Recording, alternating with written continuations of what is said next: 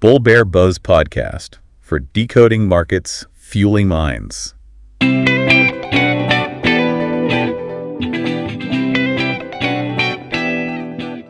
Ever notice how even the biggest players can suddenly shift gears? Yeah. Well, that seems to be what's been happening at Dr. Reddy's laboratories, a name many of you probably recognize. We're taking a deep dive today into some pretty significant reports about a major cost-cutting effort underway there. Exactly. It signals potentially a real turning point in how they operate, and it naturally brings up a lot of questions about why and what the implications might be. Absolutely. So, to get a handle on this, we've sifted through several key sources for you. News reports from Business Standard, the Financial Express, and importantly, Dr. Reddy's own financial filings. Right, their Q3 FY25 report, that's for the quarter ending December 2024, and their annual report from FY24. Our mission here is to, cut through the noise, understand the scope of what's being reported, the why behind it, and really what it all boils down to. Makes sense. So let's jump right into what's grabbing headlines. The sheer scale of this reported workforce cost reduction. Okay, so the report suggests Dr. Reddy's is targeting a really substantial 25% reduction in their workforce-related expenses. 25%, wow. Yeah, and to put that into perspective, their FY24 annual report showed employee costs around 5,030 crore, so a 25% cut. That could mean annual savings somewhere in the ballpark of 1,300 crore. That's a huge number. It really is. Do you think this kind of aggressive target points to something fundamental changing in how they think about operations? That's a great question. It certainly feels like more than just, minor tweaks. And especially when you consider their size. As of March 2024, Dr. Reddy's had over 26,000 employees globally. Right, with over 21,000 of those being permanent staff. Exactly. So a cost cut of this magnitude is bound to have pretty widespread effects on their people. Without a doubt. And the reports do give us some hints about how this is playing out. We're hearing that several senior executives, including some earning over €1 annually, have reportedly been asked to resign across different departments, too. So it's not just one specific area or level, then? Doesn't seem like it. It suggests the cuts are pretty broad. And it goes beyond just the top execs, right? There were reports about R&D staff, too. Yes, apparently employees aged 50 to 55 in the Research and Development Division have been offered voluntary retirement packages. That's interesting. That age bracket often holds a lot of experience, a lot of institutional knowledge. It does make you wonder about their future R&D direction.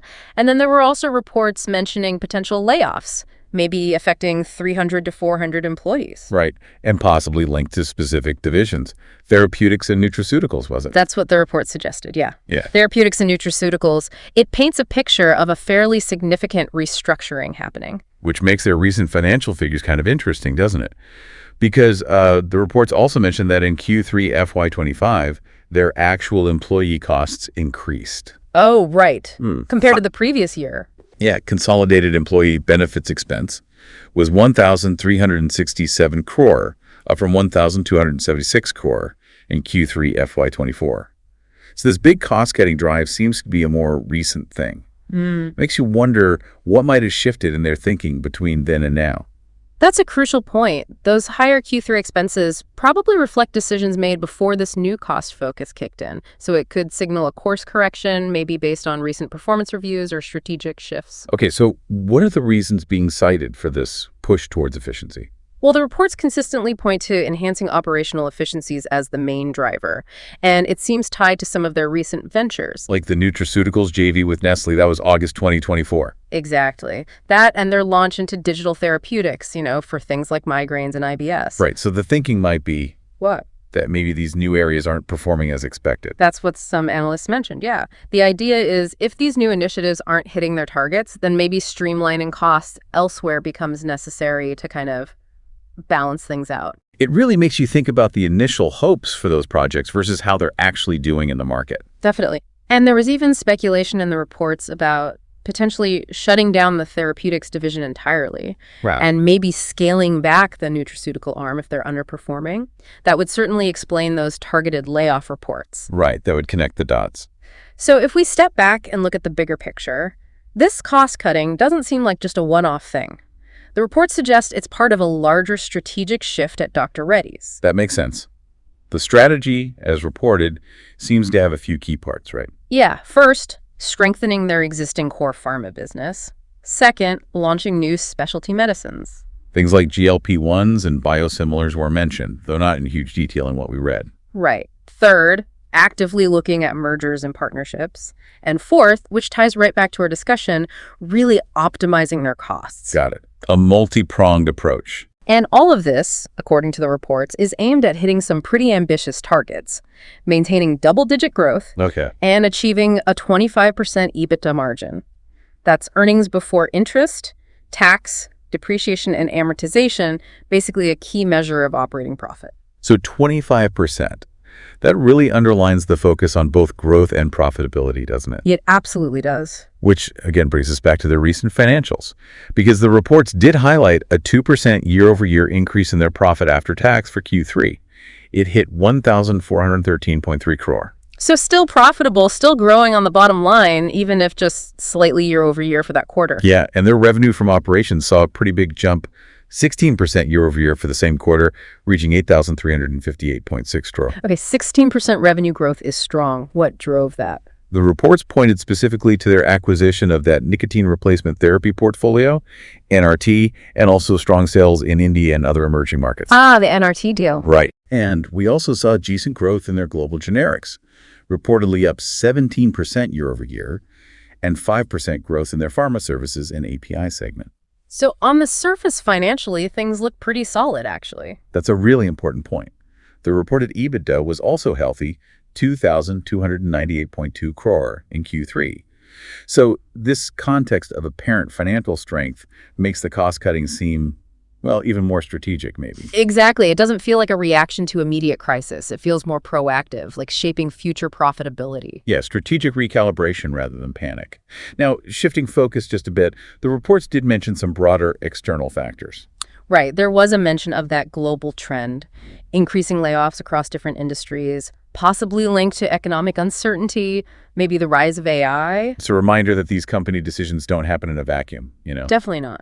Do you think Dr. Reddy's might be looking ahead at those bigger trends too? It's certainly possible. And there was that interesting, though, general comment from the Bombay Shading Company CEO. Oh, yeah, about employees in their 40s maybe being more at risk during layoffs because of higher salaries. Exactly. Not specific to Dr. Reddy's, but it adds a layer to thinking about who might be affected by these kinds of efficiency drives generally. It points to that broader calculation companies sometimes make, doesn't it? About experience versus cost in the current environment. Now, there's one more significant piece of recent news we should touch on that show. Cause notice from the Income Tax Authority. Yes, that's important context. They reportedly received this notice proposing a demand. It was over 2,395 crore, right? That's the number, yeah. Related to the merger of Dr. Reddy's Holding Ltd. with the main company back in April 2022. So they need to respond to that. It's a potentially big financial obligation hanging out there. Adds some uncertainty. It does. Although, as the reports noted, their Q3 performance was reported as strong despite this notice coming to light. Right, which suggests they currently have the financial muscle to deal with it. But you do have to wonder if an unexpected potential hit like that adds even more fuel to the fire for optimizing costs, you know? Could be another contributing factor for sure. Okay, let's try and wrap this up, bring it all together. We've looked at reports of a major cost-cutting plan at Dr. Reddy's, targeting a 25% cut in workforce costs, potentially saving around over 1,300 crore annually. Right. We've seen reports of senior execs leaving, voluntary retirement offers for experienced R&D folks, and potential layoffs possibly focused on the therapeutics and nutraceuticals areas. And the drivers seem to be this push for operational efficiency, maybe linked to how well those newer ventures are doing. All within this bigger strategic plan. Yeah. Strengthen the core, launch new meds, look for partnerships, hit those growth and profitability targets. And now also having to deal with this significant tax notice. Yeah. So what does this all signal? It really looks like Dr. Reddy's is making some significant strategic adjustments, even though their recent financials look pretty strong on the surface. It really prompts you to think about their future direction and maybe what it means for the wider pharma industry in India, too.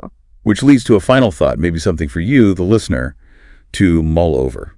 Given Dr. Reddy's reported strong recent financial performance alongside these significant cost cuts and these new strategic moves, what could this signal about the future of the pharmaceutical industry in India? Especially, what does it tell us about that balancing act between driving innovation, keeping things efficient, and managing the workforce in such a dynamic market. It's a complex mix, isn't it? Innovation, efficiency, people. How those pieces fit together going forward is definitely something to watch.